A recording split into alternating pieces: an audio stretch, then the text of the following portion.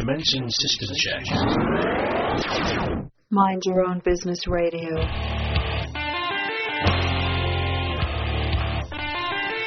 Welcome back to Mind Your Own Business Radio on News Talk WLOB. I'm Debbie Davis, and with me is Susan DeGrandpré. And with us both is David Lee. David, welcome back on the show. Thanks. David Lee is the founder of Human Nature at Work. He helps employers improve employee engagement, customer service, and morale through his work as a consultant, trainer, and executive coach. David is an internationally recognized expert on organizational and managerial practices that optimize employee performance. He's the author of Managing Employee Stress and Safety, Add Powerful Storytelling Techniques to Your Training, which is great, and around 100 articles and book chapters that have been published in North America, Europe, India, Australia, and China. You're really getting famous, David. He's a little busy. Yeah. Today we're going to talk to you about a really great article you wrote called 7 Questions to Ask Yourself and Your Management Team that help you identify whether you are doing the things that lead to increased productivity, customer service quality, and can-do spirit. And, of course, in our improving economy, these things are so important to employers. That's really what makes the business forge ahead and become sustainable. Absolutely. In fact, though, it's interesting, some research that was done by Watson Wyatt Worldwide, they found that it's even more important in challenging economies to do these things well. They found that companies in good economies that did these types of things, they were 57% more profitable. During down times, challenging economies, they were 200% more profitable. Wow. So we get lazy when we think nothing is at risk? Is that what happens? Well, I think the difference in challenging times is greater in terms of the overall emotional state of employees, and one of the things that we know is emotions affect perception, they affect performance. Yeah. So it just takes more work to be able to create an atmosphere of we can do it, bring it on, high morale, etc. during difficult times. And it's really make or break. Absolutely. Stuff that you're talking about. Absolutely. Great. Well, let's have the first question. Okay, so question number 1. Do your employees really understand your vision, your business goals, your key initiatives, your sources of differentiation in the marketplace? So especially if you're in the customer service realm, what separates you from the competition? So I can actually answer that question for you. Chances are they don't.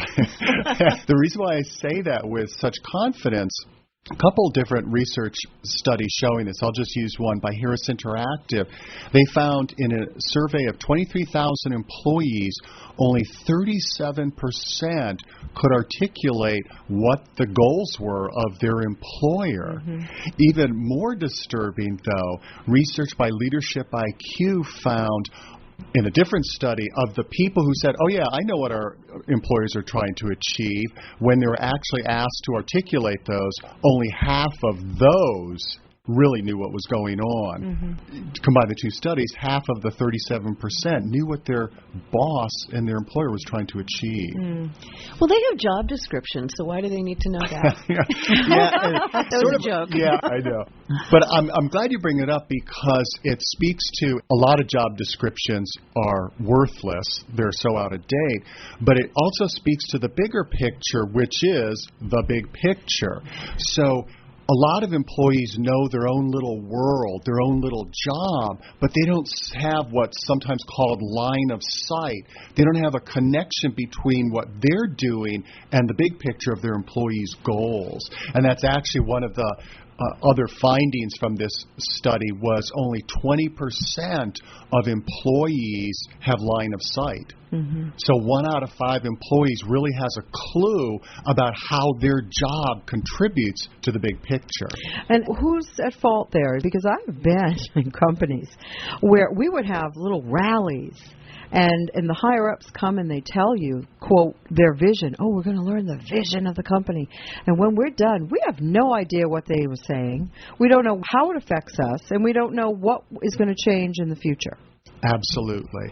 And welcome to most everybody else's experience. You've got it.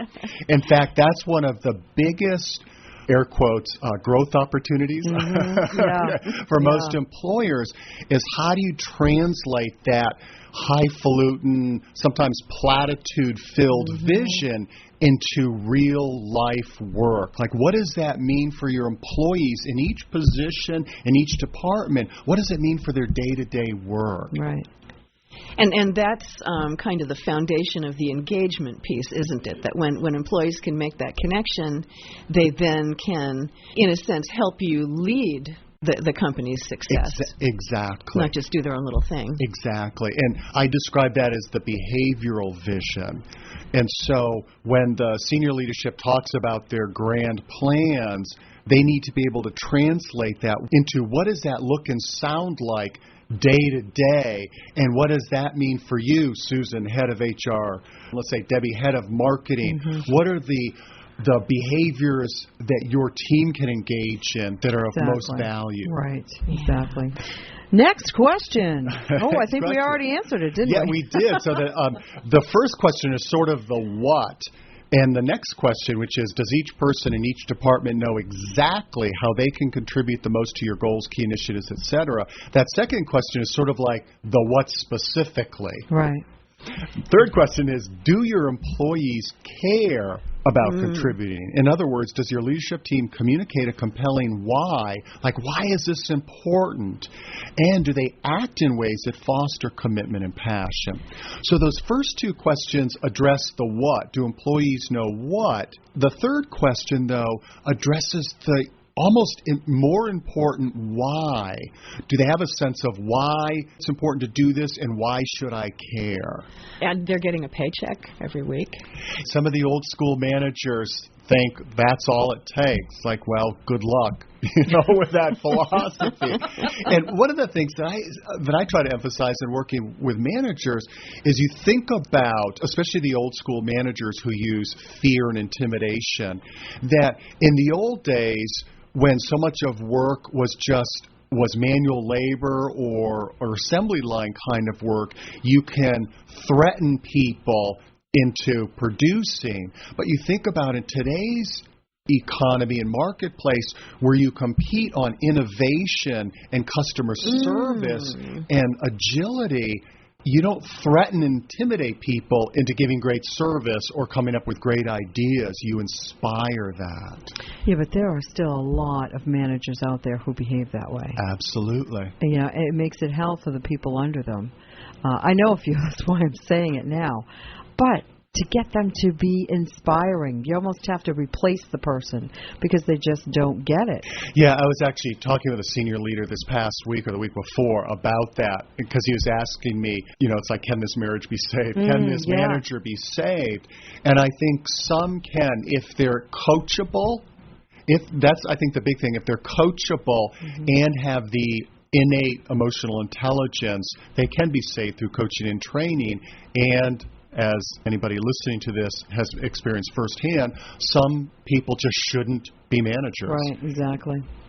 Next question. Okay, and we'll sort of loop back to that issue because that's one of the questions. Do managers at all levels know how to create an environment that fosters passion, courage, a desire for excellence, and a willingness to go the extra mile? Whew, that's a lot. Well, let me give you an example. Please. Yes. I can picture this team in my mind with all the different organizations and conferences I've spoken at around the country. They stand out as sort of like the Navy SEALs, the Special Forces of any team in terms of the sense of pride and we can do it kind of attitude. And when I talked with them about what is it about you and your team that you're so pumped about doing a great job, and they're one of the few people at seminars that actually read books and are interested in personal development. And it turns out it's because of their manager who models all these things. And actually, it's a local manager, a man named Jerry Merrill from Winter Foods. They're the ones who distribute like ice cream in stores. Sure. And I'll just tick off the things that his team members have said to me that create that passion, courage, a desire for excellence, and a willingness to go the extra mile. So number one is he leads by example. Over and over in my interviews with them, they talk about he doesn't just tell you, I want to go the extra mile. He does that with them, number one. Number two, and this actually, it loops us back to the third question, which the subset was, does your leadership team act in ways that foster commitment and passion? Over and over, they talk about how he shows that he cares about them. He asks how they're doing, asks how their family's doing. In events, he talks about the importance of having a personal life and not just being a slave to the company. And this sort of loops back to Deb. You were talking about managers behaving badly, where he demonstrates accountability in his behavior. And so there was an example where they had a major annual event, and he was trying to be frugal, and so he didn't spend a whole lot of money on the snacks and the meals, and it was kind of like, oops, I was too frugal with that. So rather than being like so many leaders, it's like, I don't have to apologize. I'm the king here. They're lucky they didn't get anything at all. Exactly. Those little peppermints, that's as good as, they're lucky to get those. And so he did a blanket apology to all the employees in his big division and saying, I'll do better next time. So you think about the message that communicates in terms of, I care about you and I care how I affect you. That also, one of the things I heard from his employees is how open he is to their ideas and how much he facilitates their sharing in team meetings versus, I have to be the smartest guy in the room. Those are the kind of managers that foster camaraderie. And when a team is really enjoying being in that team, they are going to perform like you would not believe. Oh, yeah. Absolutely. You know what I mean? Absolutely. And it's also going to feel like you're enriching the company, but you're also being enriched by being a part of that. Yeah. You know what I mean? Yeah. And, this is really what employees have always wanted because it's human nature. Except because times have changed, there's now the recognition that maybe I can get it and maybe it's a decent thing to be doing as opposed to, heaven forbid I ask my boss to treat me with respect. Exactly. And I can't remember the word you used, Deb, but it reminds me of the importance of energy. And when you do the types of things that inspire employees and make them feel appreciated, the energy that they have to do a great job, as well as to face the big challenges. Really different than the energy when people feel resentful and beleaguered day in and day out. In fact, I just did an interview with a manager preparing for some work that I'm going to do with them, and she was talking about the former boss that they had, where like she would stare at her phone and try to like get psyched up to make the call to ask him, for whatever she needed, and like, is it worth it? Him biting my head off? Do I really need it that bad? Yeah, crazy. Absolutely. Oh yeah, you can't work in an environment like that. Not for long. Intelligently, and you think of how much trouble businesses go to hire really smart, talented, energetic people. Why would they not treat their employees like this so that they can use all of that richness that employees bring? Absolutely. All right. Question 5. Do you give employees what they need to excel and win at their jobs, or do they get to experience defeat day in and day out? When I read these words, defeat jumped out at me like a brick wall. This is so true. Many employees do come home and they feel defeated. Absolutely. Yeah, and does that often get into just having the basic stuff that they need to do their job, the basic resources? Absolutely, from the most fundamental to the more complex. So our mutual interest in onboarding. Back to the sort of rhetorical question you asked as far as, why do employees spend so much, or employers spend so much money on attracting, recruiting, and then do this. You think about, listeners, how many places you've worked where your first day on the job, you got sent to some cubicle where there's boxes of stuff on what is supposed to be your desk. There's no phone, etc.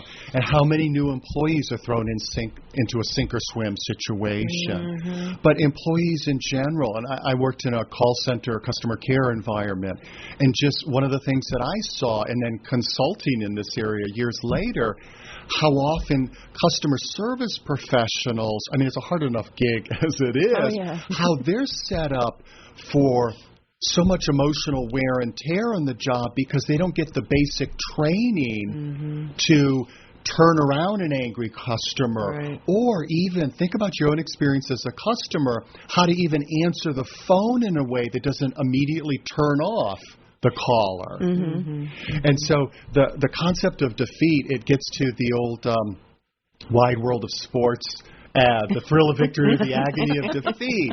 And one of the things that I think is so important for managers at all levels to appreciate is this.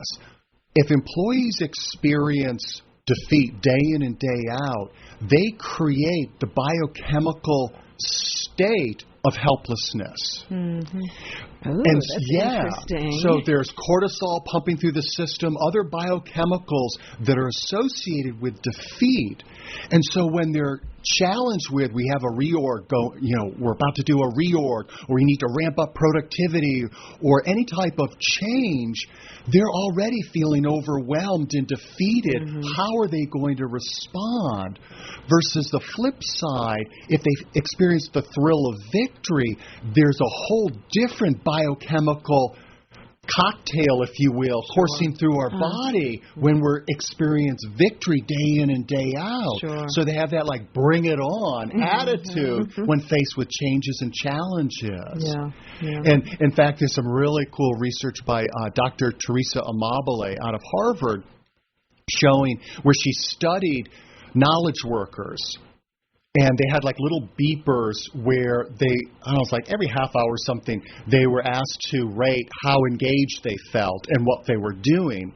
And she found that so knowledge worker, anybody, most people today are knowledge workers where your job involves some type of thinking, problem solving, creativity, etc. What she found was the number one factor affecting how engaged and energized these people was if they were experiencing progress toward their goals. So they're experiencing that incremental victory. That makes sense. It's hugely important.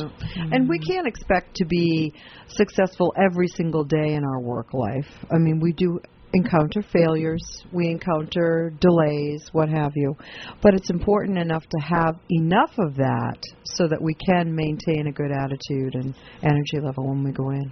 Absolutely. Also, I think something really important with what you just said, Deb, about, hey, we're not always like winning every day. One of the other practices of great managers and great leaders is they have a experimentation mindset as opposed to you tried and you failed, what a loser. Look what it cost us. And so experimentation and, hey, let's try this out becomes just what we do here. So, we don't always succeed, but we're always trying, and we know that's part of the bigger picture of succeeding. I like that. I like that mindset a lot. Important. Okay, next. Number 6. Oh, and this is the area that most, even really good employers that I've worked with over the years, drop the ball. Do you hold people accountable for results and behavior? And are people encouraged to hold each other accountable to keep their commitments versus letting bad behavior, sloppy execution, and not keeping one's words slide? And I see that as the gold standard. You know you've arrived as a world-class employer when you can say yes to that. And back to the managers, back to your point earlier, Deb, one of the biggest sources, I believe, of low morale and disrespect for senior leadership in the frontline employees when they see managers behaving badly and not being held accountable. Right. Oh, yeah, sure. And it gets back to the team thing that we've been talking about as well, that when people are able to hold each other accountable, the team just really gels and challenging each other. But then, you guys, you've got these companies that don't want to use the word accountable because it's too harsh. It's not friendly. We don't want to hurt anybody's feelings. What do you do? Well, part of what I try to do when I come across companies like that is, in a nice way, challenge them to look at what that gives them, what that brings to them, including how they lose as I mentioned before, they are losing the respect of their people for doing that. Exactly. Well, and there's accountability around being really good, too. I think, you're holding people accountable to a standard. It's not just bringing people up to that standard. Definitely. It's absolutely. Encouraging them to push beyond, too. That's how I think of accountability, not just going above that baseline of mediocre to sort of okay, but the accountability for excellence. Yeah, it gets back to the vision thing you were talking about. Absolutely. And I did an interview with a president of a insurance company in this area who made a point which I thought was great, was how in their efforts to create higher accountability, to make sure people looked at themselves first and said, am I being accountable? Am I walking the talk before I ask other people to be accountable? Right. Good. And the last one. Last but not least, and this is kind of the most fun one. Do you continually recognize, appreciate, and celebrate high performance, small wins, and the behaviors that make your business goals and success possible? So it's the old what gets recognized gets repeated. And how often do you see that happening? Again, it's one of those common sense things that so rarely happens. Yeah. And I'll give you 3 quick examples. Southwest Airlines and Ritz-Carlton are 2 companies that just do this perfectly. They're always sharing stories of employees acting excellent or with excellence.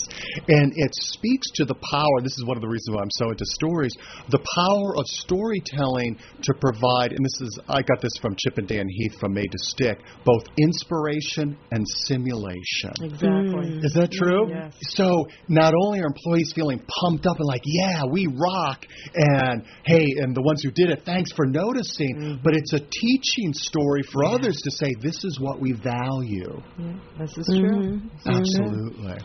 So we got to do more of that.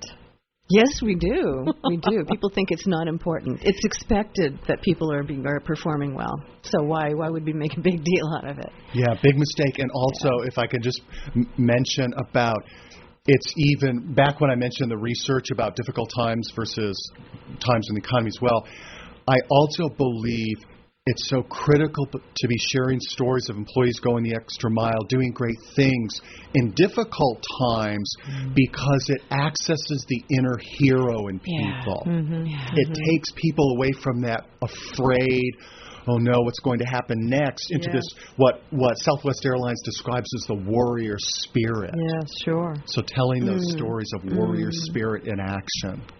Well, what's going on up at Human Nature at Work, David? Well, part of what I'm really psyched about is this whole storytelling piece, because I see such huge opportunity for employers. I'll give you just a simple example that actually ties into this.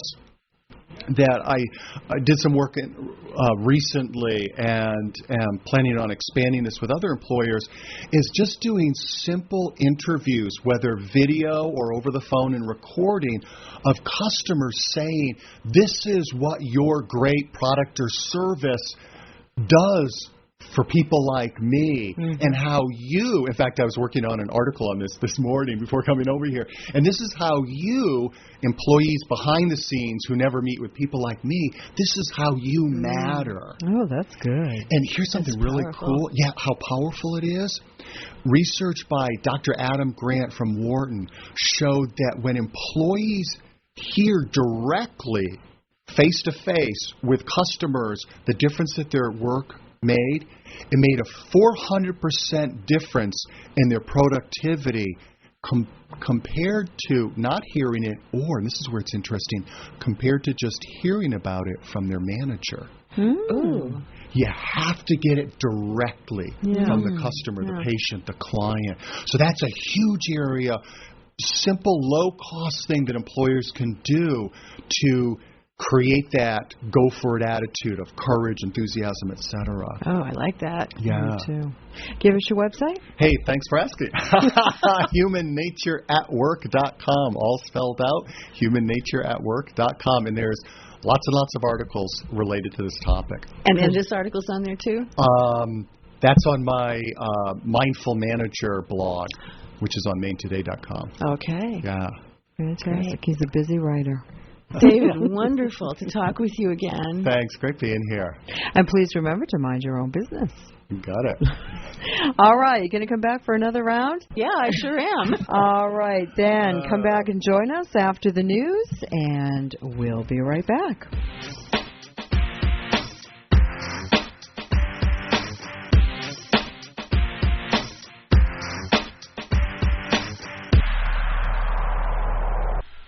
Hi, David Lee here. If you'd like a copy of the 7 questions, or you want to talk about how to create a more high-performance team, high-performance workforce, email me at david@humannatureatwork.com. Also, if you go to my website, humannatureatwork.com, you have access to dozens of articles on optimizing employee performance. So I hope you found the interview helpful. Take care. Bye.